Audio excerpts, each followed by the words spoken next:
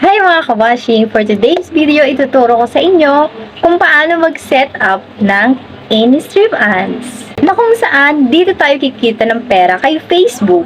So bago ang lahat, ano nga ba ang in-stream ads?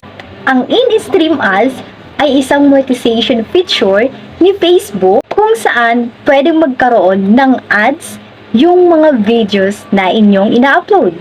Karamihan ng mga vlogger or content creator ay kumikita sa pamamagitan nito.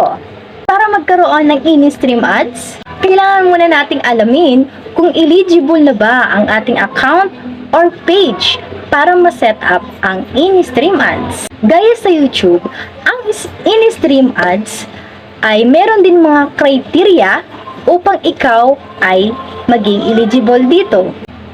Una, kailangan ikaw ay nakatira sa mga eligible country tulad ng Pilipinas, US at iba pa. Sunod dito ay kailangan mo magkaroon ng 5,000 followers sa inyong account or page. Pangatlo, dapat meron kang at least 60,000 minute view sa inyong videos or live. At panghuli, dapat meron kang mahigit 5 videos or live sa nakalipas sa 30 araw. So tara, hayaan nyo akong ipakita sa inyo kung paano i-set up ang in-stream ads. Una, pumunta sa professional dashboard, hanapin at i-click ang monetization. Kung eligible ka na, makikita mo ito sa available to set up. Pero kung hindi pa, nasa ibaba siya na not yet eligible. Okay, kung eligible ka na, sundan lang ito. Click ang set up and get started. Tapos, mapupunta tayo sa set up payout account. Ayan. Commonly, ang lumalabas dito ay yung account mo kung saan nakalink yung page mo. Sunod ay choose how you would like to get paid.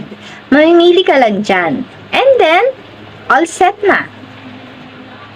Ganun lang kadali mga kabashing.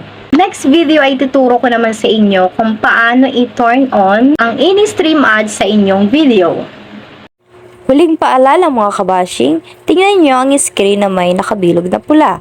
Isa sa rules ni Facebook na kapag tayo ay monetize na, ay patuloy natin dapat ma-meet ang eligibility requirements for monetization. Ito ay ang 5,000 followers, 60,000 minutes viewed, at 5 videos for the last 30 days. Ito ay kailangan upang manatili ang in-stream ads monetization sa inyong page or account.